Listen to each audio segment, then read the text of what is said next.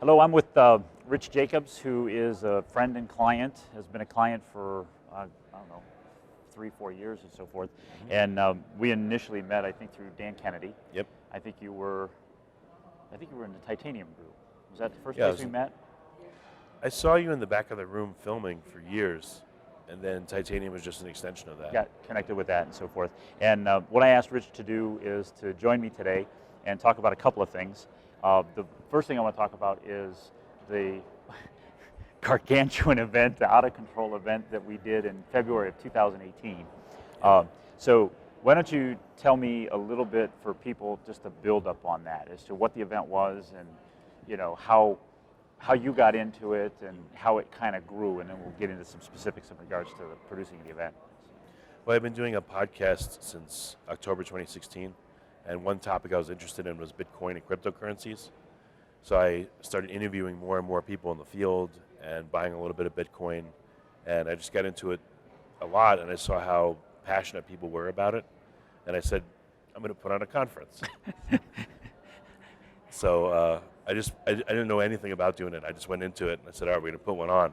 And the one neat trick I had is that all the people I was interviewing, at the end of the interview, I'd say, it was a great interview. I think you'd be really good to come to the conference and speak and exhibit and all that.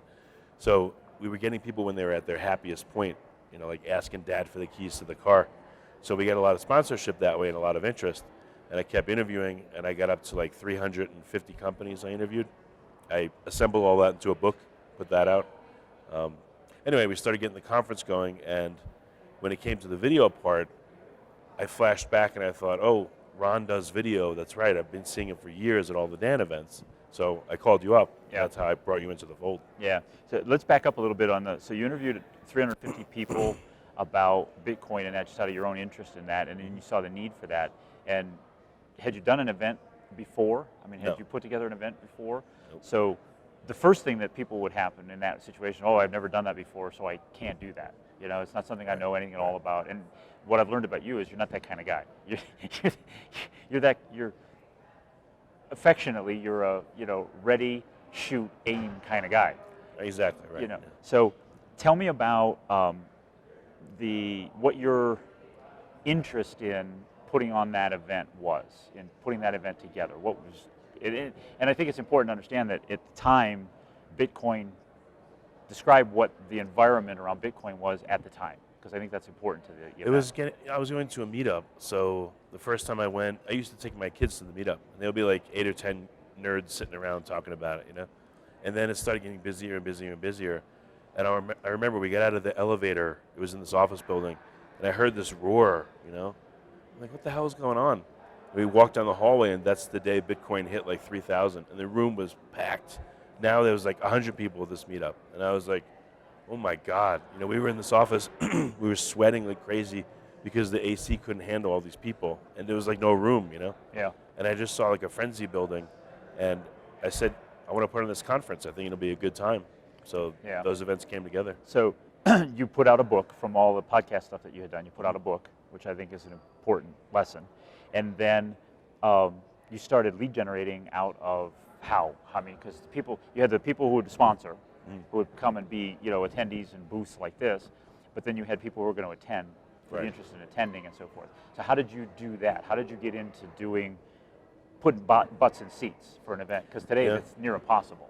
Yeah, well, luckily I liken the Bitcoin people to like fiending zombies. Yeah. It got to a point where we couldn't keep people out. It was that crazy. I luckily timed this to where the market was good. We did like Facebook advertising. All the people we interviewed, we said promote to your people. There were groups of people talking about Bitcoin. There were meetups. So I promoted like 8 different ways. I did the book. We sent that out. We built an email list. We did a lot of different things. Yeah, it's Gary Halpert's theory of it's not a great hamburger, it's just a hungry crowd. Yeah, this was a crowd that wanted to like tear the flesh off your bones and storm the walls. Yeah, and I remember. And I'm not exaggerating. Yeah, no, I know. Crazy. I remember that. So before we get into the video and that stuff, tell me about the build-up on this thing, because you and I got connected. I think the first time you reached out to me for a February 2018 event was in July of 2017. So it was nearly 6 months, 7 months in advance. And you had kind of given me a scope of what you were expecting. So what was your initial projections as to what you wanted? Butts in the room, vendors, at the thing. What was your projections and goal at that time? Well, the hotel capacity for the biggest room they said was 800, and I'm thinking, all right, I'm going to oversell like the airlines do, but can I get away with like 10, 15%? I don't know what the no-show rate would be, but I'll go with that. I remember you asking with like Dan's event, what's the registration? How far out do they register? And what's the no-show? I remember having those conversations with you in advance, which you wouldn't normally have with with the video guy, which we'll get to. So you wanted to put at 800 in the room, and you wanted how many vendors did you figure you could have for capacity? We kept rearranging the plan to cram in more and more and more, and it got to this point. I don't know if this is a spoiler alert, but it got to the point where we were going to blow past 800, and I was like, I didn't want to leave all this on the table. There were vendors like begging us now, so I had the idea to open up a second venue like a mile down the road. And in Bitcoin parlance, when the code forks, it goes off into two different coins, and it was like a really popular theme in Bitcoin. So we called the other hotel the soft fork, and like, all right, we'll stream the video and all that to the second event. We'll have extra speakers at the second event, and we'll just kind of make it like this clustered type thing, and that way we can accommodate a lot more people. Yeah, and by the time we reached the first day of the event, what were the registration numbers? How many vendors did you have? How many properties did we have? Give me some insight for people watching. We shut down the registration the morning of the event, like an hour before, and people were still buying tickets. I figured, all right, I can't keep going with this. We'll just have them come, and if they want to register live, that's fine. We were, I think, close to 1,700 at that point. Yeah, and we were at the Marriott was our primary location. The Sheraton. The Soft Fork was the Sheraton, which was a mile away, physically a mile away, and it continued to grow. And so let's get into now my role in it as basically, for people's perspective, as you know, I do produce events and that, but most people know me for doing Dan Kennedy's events. Right. And Dan Kennedy's events are generally 150, 200 people. And this thing was 1,700 people, 2 locations and that. And you reached out to me just because of what you had seen me do for Dan. Yep. So what was the normal thinking would be, let's go shop this. Let's go find the vendor. So tell me about your thinking as to why me. What was your position on why me?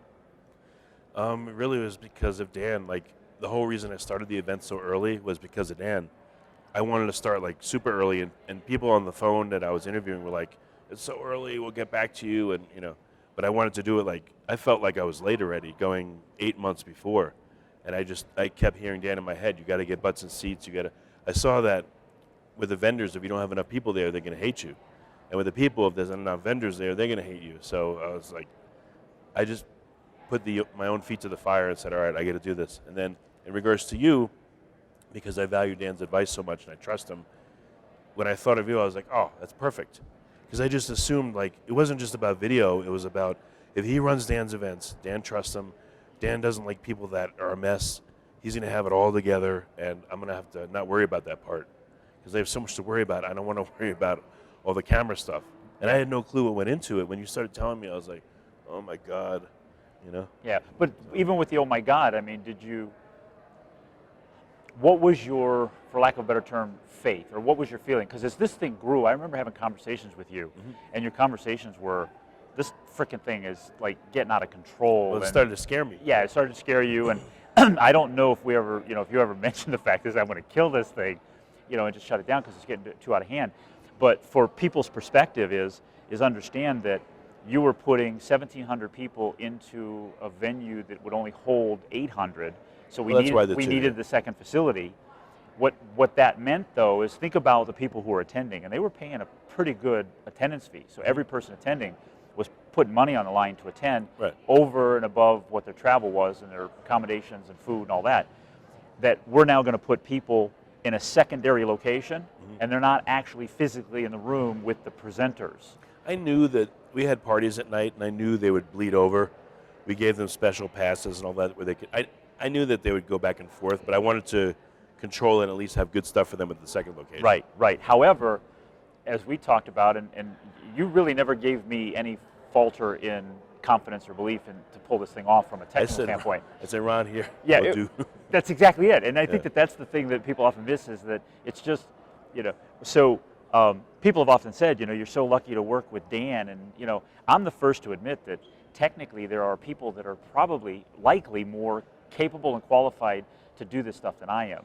And I've always maintained that my relationship with Dan was not, I have the ability, but my true value to you and my true value to Dan was to make your life easier. You didn't need to be bogged down with those were decisions not pertinent for you to make, that you needed somebody to be able to make those for you on your behalf and trust in that. And well, that happened early. Like we got a quote from the hotel recommended this company. I looked at their quote and like I don't know, like they charged you for like everything, nickel and dime, and the price was like probably double yours anyway. And I even showed it to you, and you were like, but I could see like with these people, I'd have to tell them what to film, how to film, when to go to the bathroom, like just, and everything. Like if we breathed extra air, they're like, oh, we charge you for that, or Never mind the editing, which you told me about, and I was like, well, that's right. So yeah. Yeah. So as this thing grew, and again, understand that we had 800 in one room, and we had like, at any given time another 800 not even that. Well, at one point in the main room, remember some of the speakers? Oh, yeah. We had, this was fun. I remember John McAfee. Yeah. We had every seat filled. We had all the walls around it, people standing. Then another row in front of them standing. Then another row in front of them sitting on the floor. Like it was probably a fire hazard. But that room probably had 1,100, 1,200 people. Yeah. The 800-person room. Yeah, and I remember thinking to myself when they were crowding in, I remember thinking, please let this not be the day that the fire marshal shows up for an inspection in the hotel. It was crazy. But we had to ensure that we were live streaming from one property to the other. That's right, yeah. And that's where I was getting at with the disconnect of people. So understand, if you pay this money to go to this event and you're sitting at the secondary property and all of a sudden the videos go out. And I mean, it's frustrating. We had it happen here at this event, not my event that I'm running, but the power went out yesterday, and the AV crew couldn't function and that kind of stuff. And so that's the thing that I think that many people, they look at the dollars, right? And they judge it based on the dollars of what's the cost going to be, when in fact it's really an investment. And oftentimes I'll have conversations with clients that are looking to put on events, and I'll say there's one of two ways you can do this. A, I can find the people for you, and they can do it for you, and I can just put you in touch and vet them. You did that for me once locally, too. Right. Or, and I want to get to that, or I can find them, vet them, and come on site and run the daggone thing. Yeah. So let's talk about your experience, because what Rich is getting at is that Rich is in Austin, Texas, and he had a small pseudo event that he wanted to put on for video purposes only, which his primary market is attorneys. And he wanted to do a pseudo meeting as a demonstration, really. And we hired actors. We hired actors rather than putting attorneys in the room, because the focus needed to be on Rich and not on necessarily the content. And we didn't want to put attorneys in the room because now it becomes an It was like a promo video reel that we did. Yeah. So let's talk about the experience between me on site and me not on site. And it's small, but tell me about that. No, I had to direct, the guy that did it was very nice and all that, but I had to direct everything. Meanwhile, I'm trying to present, and I'm nervous about that, and then I'm trying to direct him and tell him and his crew what to do, and it was like, it just made it a lot more nerve-wracking. Yeah. And if that happened at a big event, forget it. Like, at a big event, you're pulled in every direction anyway. If you have to worry about your AV crew, you're finished. Yeah. So you can't, you have to have someone that, like, knows what they're doing. Like, I know from listening to Dan for years, unless you're deaf, a lot of the marketing principles. So I relied on you. I didn't even say it, but I was relying a lot on you. Yeah. Having an understanding and knowledge of what's going on, because the AV is a support to what's happening on stage, and not vice versa. It's not that what's happening on stage is because of the AV. It's like if you have a speaker and everyone loves the person, but the Elmo starts going out, or their mic goes in and out, or it goes. People are going to lose respect for that person, and they're going to go, Or if you have to wait 3 minutes for the camera to come back on or whatever, it can ruin the whole event. So AV is, like, critical. Yeah. Never mind the other stuff. It's a crude example, but it's kind of like sex. There's a rhythm to it, There's successful. So, all right. Yeah, other things too, like some speakers went over or tried to go over, and you had to get the cane and pull them off the stage. And it just was like issue after issue, and I kept coming, and you're like, oh, we handled it. Oh, we handled it. Oh, my God. Yeah. And off I went. Yeah. I remember there were a couple of conditions that we had speakers that were, because we had how many speakers in that 3-day period? It was when you told me the number, I'm like, this is crazy. Well, again, I was cramming them in. We had like, at first I had no breaks between them, and then I think you told me like, no, you need at least a few minutes leeway. So I did it like, I think 10-minute breaks between most of them, and that was it. But we had 2 rooms going in the main event, and then we had at least one in the secondary. So we had like 3 speakers all at one time with all their schedules. So I think we had 70, 80 speakers total. Yeah, this is over a 3-day period and 2 venues and so forth, and then managing all of that logistics in that. And I remember we had a few speakers, and I think each speaker was given 20 minutes, if I remember correctly. Some were longer. The keynotes were longer, like 40 minutes. Yeah, but the secondary speakers were 20 minutes, and there were a couple people that would just, to me, they were like, I need like 3 minutes more, and I was always like, no, you can't. And the reason being was, I know because of our time schedule, but even over and above that, it was the commitment to each speaker was 20 minutes. Right. So to give one an extra minute or an extra 2 minutes, it He's just bleeding and bleeding skyrockets out of place in that. And I had a person dedicated just to hunting them down. yeah, I said, if they're drunk in the corner, grab them and make sure that they're ready. right, right. Which is a conversation we had, because I said that's a problem. People they get caught up, they lose track of time in that, and so there's a lot of like moving parts to it from the video side. So I'm glad I didn't know any of this before I did it.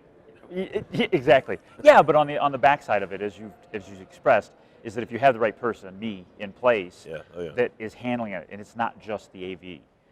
Right. Most, and this is a bias, but most AV companies are just taking care of the AV. Right. So usually there's an event coordinator who, in and of themselves, they're overseeing the whole event. Mm-hmm. In that case, was it Kelsey? Yeah, that's right. And she's overseeing the whole event. Unfortunately, those event planners or those event coordinators are burdened with having to oversee the video crew. Whereas for you and for Kelsey, who was overseeing it, I was the intermediate for the video crew. So, Kelsey wasn't having to direct and babysit all those people. Well, she wouldn't have known. I mean, no one would have known what to do. I didn't know, okay, make sure this is in the frame, and this person we had sponsoring, they want to make sure their banners are brought up there in the frame. This one you want to pull out and get the audience. I mean, there was so much to it. I didn't know what I didn't know. Yeah. Again. And in your event, because there were sponsors and the sponsors were speaking and so forth, there was so much political stuff to have to oversee and have to keep everybody happy because they didn't get more time. I mean, because it was like running a 3-day kindergarten. Yeah, even the speakers, some of them were high profile. All right, we'll go out through this side door, and okay, yeah, that's true. We're going to bring them in through this door and then get them out so they won't get attacked. And yeah, I didn't realize any of this stuff was going on. Yeah, So all right, cool. I appreciate any last. I mean, if somebody were thinking of putting on an event, not necessarily that size and that. I mean, what would elevator conversation? What would you say? Like I said, it wasn't just video, and I knew that you had my back in every single way possible, and you knew all the marketing. And like I said, the aura of Dan, I knew you had been trained by the best. So I just didn't even worry about a lot of things. So like you were the obvious choice, and I'd recommend whoever's going to do an event, if you go cheap or you try to just shop it for price, like you're actually going to be paying tons more because of all the oversight that needs to be done. The whole event will not go as well. So I would rather have you for everything. Right. Yeah. Like even when you've told me, I'll get a crew down there, and I said, are you going to be there? Yeah. Sometimes you can or you can't, but I'm like, if you're not going to be there, I'm like, So just the emotional yeah, equity in itself of just having somebody that has your back Right. is of great value. Well, I appreciate that. Yeah. Thank you very much. Yeah. So.